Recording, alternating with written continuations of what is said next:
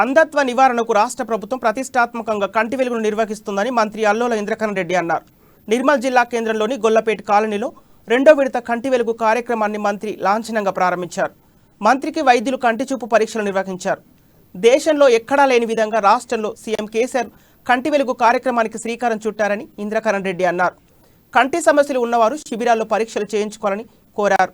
ప్రతి ఒక్కరూ భాగస్వాములై ఈ కార్యక్రమాన్ని విజయవంతం చేయాలని మంత్రి పిలుపునిచ్చారు.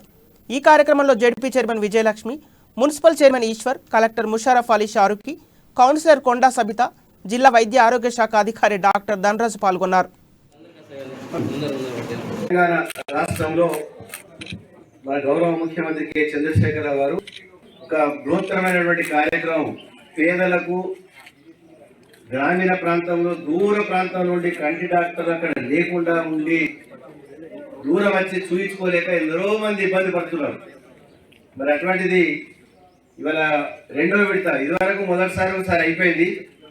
రెండో విడత కార్యక్రమం నిన్న 18వ తేదీ నుంచి మొదలైంది కార్యక్రమం. మరి అక్కడ గౌరవ ముఖ్యమంత్రి కేసీఆర్ గారు, నలుగురు ముఖ్యమంత్రులు, ఒక యూపీ మాజీ చీఫ్ మినిస్టరు, వాళ్ళందరి మధ్యన అక్కడ నిన్న ప్రారంభోత్సవం జరిగింది. అక్షరాలు నీకు మనకు చదువు రాకుంటే గుర్తులు అనేది మనం ఏర్పాటు చేసి